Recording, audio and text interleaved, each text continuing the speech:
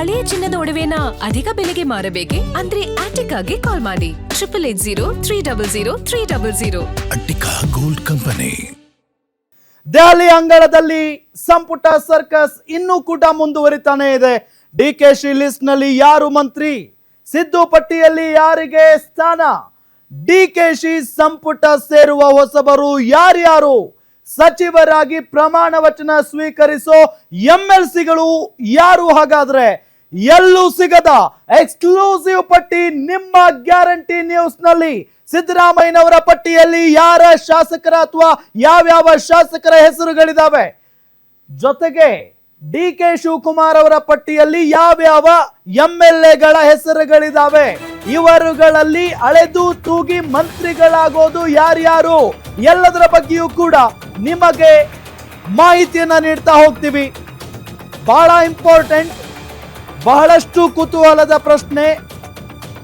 D K Shivakumar ಅವರ ಜೊತೆಗೆ ಪ್ರಮಾಣ ವಚನ ಸ್ವೀಕರಿಸುವಂತ ಶಾಸಕರು ಯಾರ್ಯಾರು, ಅದು ಬಹಳ ಇಂಪಾರ್ಟೆಂಟ್. ಬಹಳಷ್ಟು ಜನ ಶಾಸಕರು ದೆಹಲಿ ಮಟ್ಟದಲ್ಲಿ ಲಾಬಿ ಮಾಡ್ತಾ ಇದ್ದಾರೆ.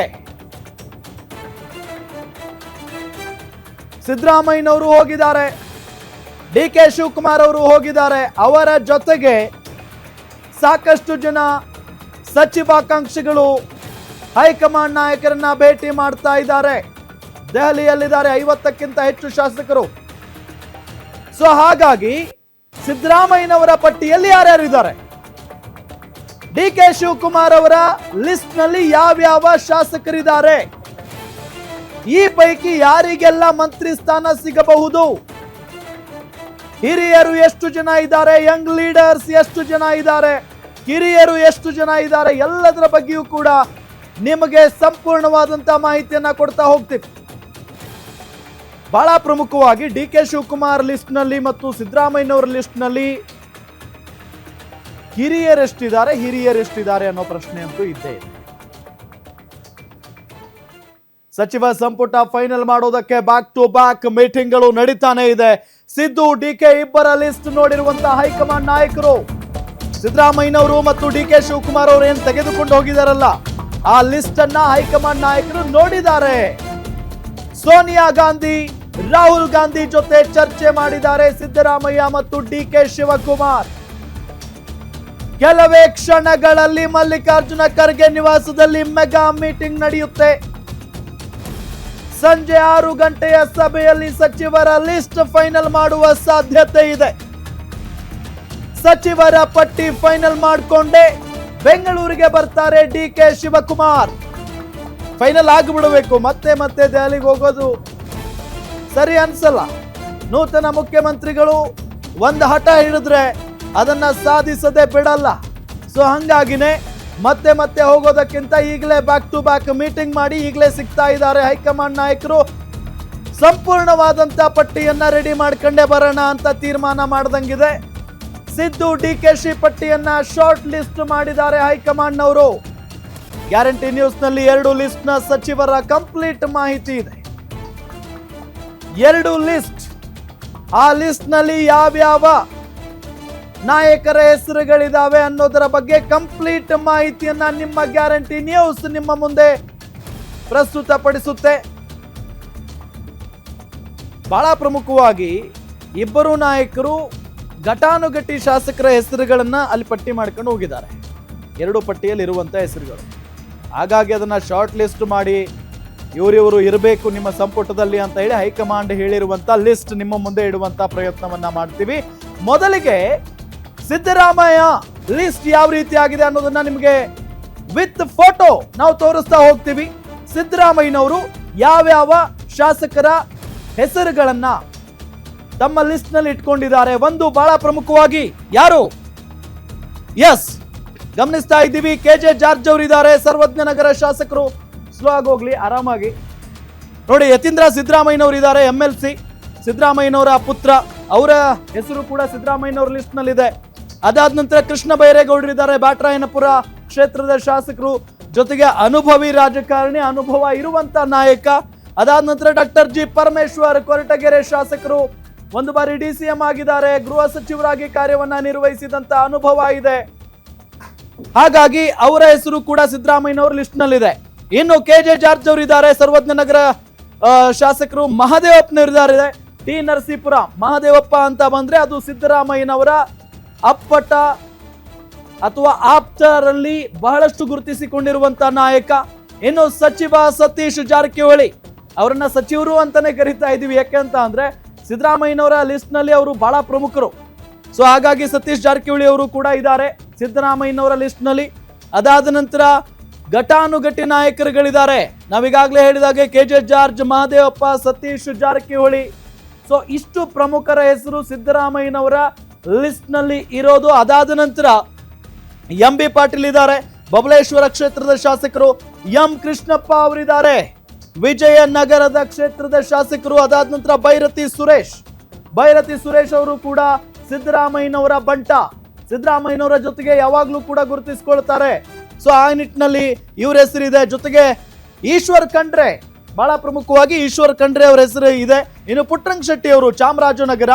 ಸೊ ಅದಾದ ನಂತರ ನರೇಂದ್ರ ಸ್ವಾಮಿ ಮಳವಳ್ಳಿ ಕ್ಷೇತ್ರದ ಶಾಸಕರು ಇವರು.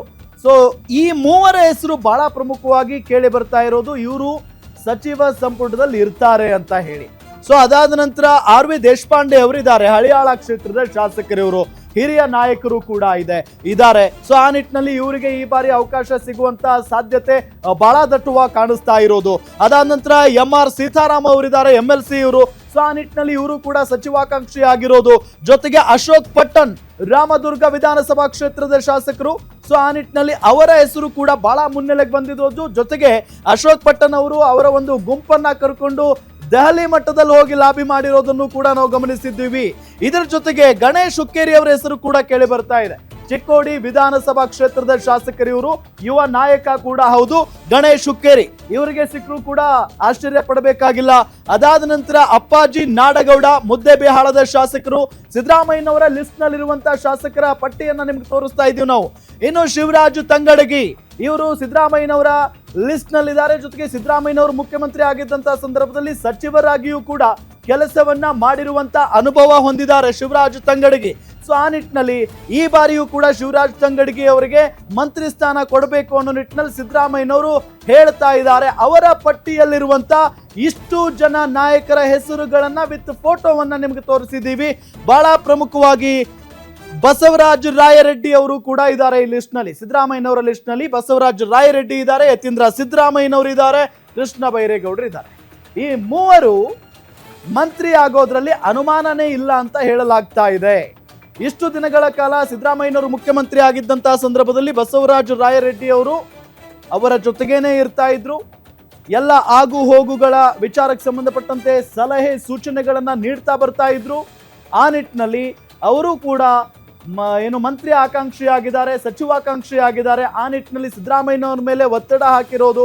ಜೊತೆಗೆ ಈ ಬಾರಿ ಅವ್ರಿಗೆ ಅವಕಾಶ ಸಿಗುತ್ತೆ ಅಂತಾನೆ ಹೇಳಲಾಗ್ತಾ ಇದೆ. ಅದಾದ ನಂತರ ಯತೀಂದ್ರ ಸಿದ್ದರಾಮಯ್ಯನವರು. ಸೊ ಆ ನಿಟ್ಟಿನಲ್ಲಿ ಸಿದ್ದರಾಮಯ್ಯನವರು ಕೆಳಗಿಳಿದಿದ್ದಾರೆ ಅಂತ ಅಂದ್ರೆ ತಮ್ಮ ಮಗನ ಭವಿಷ್ಯವನ್ನ ನೋಡ್ಕೊಂಡೇ ಅವ್ರು ಕೆಳಗಿಳಿದಿರ್ತಾರೆ. ಅದಾದ ನಂತರ ಅವರು ಈ ಬಾರಿ DCM ಏನಾದ್ರೂ ಹುದ್ದೆ ಸೃಷ್ಟಿ ಆಗಿದ್ದೇ ಆದ್ರೆ ಮೇ ಬಿ ಯತೀಂದ್ರ ಸಿದ್ದರಾಮಯ್ಯನವರು ಕೂಡ DCM ಆಗುವಂತ ಸಾಧ್ಯತೆ ದಟ್ಟವಾಗಿ ಕಾಣಿಸ್ತಾ ಇದೆ. ಸೊ ಹಾಗಾಗಿ ಎಷ್ಟು DCM ಹುದ್ದೆಗಳನ್ನ ಸೃಷ್ಟಿ ಮಾಡ್ತಾರೆ ಕಾಂಗ್ರೆಸ್ ಹೈಕಮಾಂಡ್ನವರು ಅನ್ನೋದೊಂದು ಪ್ರಶ್ನೆ ಇದ್ದೇ ಇದೆ. ಬಟ್ ಸಚಿವಾಕಾಂಕ್ಷಿಗಳಲ್ಲಿ ಬಹಳ ಪ್ರಮುಖವಾಗಿ ದೊಡ್ಡ ಲಿಸ್ಟ್ ಇರಬಹುದು, ಬಟ್ ಇವರು ಕೂಡ ಸಚಿವರಾಗ್ತಾರೆ ಅನ್ನೋದು ಕನ್ಫರ್ಮ್. ಸೊ ಹಂಗಾಗಿ ಯತೀಂದ್ರ ಸಿದ್ದರಾಮಯ್ಯನವರು ಇದ್ದೇ ಇದ್ದಾರೆ ಈ ಒಂದು ಲಿಸ್ಟ್ ನಲ್ಲಿ. ಜೊತೆಗೆ ಸತೀಶ್ ಜಾರಕಿಹೊಳಿ, ಬಹಳ ಪ್ರಮುಖವಾಗಿ ಸತೀಶ್ ಜಾರಕಿಹೊಳಿ ಅವರು KPCC ಪಟ್ಟದ ಮೇಲೆ ಕಣ್ಣಿಟ್ಟಿದ್ರು ಅಂತ ಕೂಡ ಹೇಳಲಾಗುತ್ತೆ. ಜೊತೆಗೆ ಅವರು ಒಬ್ಬ ಆಕಾಂಕ್ಷಿಯೂ ಕೂಡ ಹೌದು, ಸಚಿವಾಕಾಂಕ್ಷಿ. ಅವರು ಹಾಗೆ ಆಗ್ತಾರೆ ಅಂತ ಕೂಡ ಹೇಳಲಾಗ್ತಾ ಇದೆ. ಅದಾದ ನಂತರ ಬಹಳ ಘಟಾನುಘಟಿ ನಾಯಕರು ಈಶ್ವರ್ ಖಂಡ್ರೆ, ಒಂದು ದೊಡ್ಡ ಸಮುದಾಯದ ಪ್ರಭಾವಿ ನಾಯಕರು ಇವರು. ಸೊ ಹಾಗಾಗಿ ಸಮುದಾಯದ ವೋಟ್ಗಳನ್ನ ದೃಷ್ಟಿಯಲ್ಲಿಟ್ಕೊಂಡು ಅವರಿಗೂ ಕೂಡ ಮತ್ತೊಮ್ಮೆ ಅವಕಾಶವನ್ನ ಕೊಟ್ಟರು ಕೂಡ ಅಚ್ಚರಿ ಪಡಬೇಕಾಗಿಲ್ಲ. ಯಾಕೆ ಅಂತ ಅಂದ್ರೆ ಸಿದ್ದರಾಮಯ್ಯನವರ ಸಂಪುಟದಲ್ಲಿ ಈಗಾಗಲೇ ಸಚಿವರಾಗಿ ಕಾರ್ಯವನ್ನ ನಿರ್ವಹಿಸಿದಂತ ಅನುಭವ ಇದೆ ಅವರಿಗೆ, ಈಶ್ವರ್ ಖಂಡ್ರೆ ಅವರಿಗೆ. ಹಾಗಾಗಿ ಮತ್ತೊಮ್ಮೆ ಹಿರಿಯರಿಗೆ ಎಷ್ಟು ಅವಕಾಶ ಕೊಡ್ತಾರೋ ಅಥವಾ ಯಂಗ್ ಲೀಡರ್ಸ್ಗೆ ಎಷ್ಟು ಅವಕಾಶವನ್ನ ಕೊಡ್ತಾರೋ ಅಷ್ಟೇ ಅವಕಾಶವನ್ನ ಹಿರಿಯ ನಾಯಕರಿಗೂ ಕೂಡ ಕೊಡ್ತಾರೆ ಅಂತ ಹೇಳಲಾಗ್ತಾ ಇದೆ. ಸೊ ಇದಿಷ್ಟು ಸಿದ್ದರಾಮಯ್ಯನವರ ಲಿಸ್ಟ್.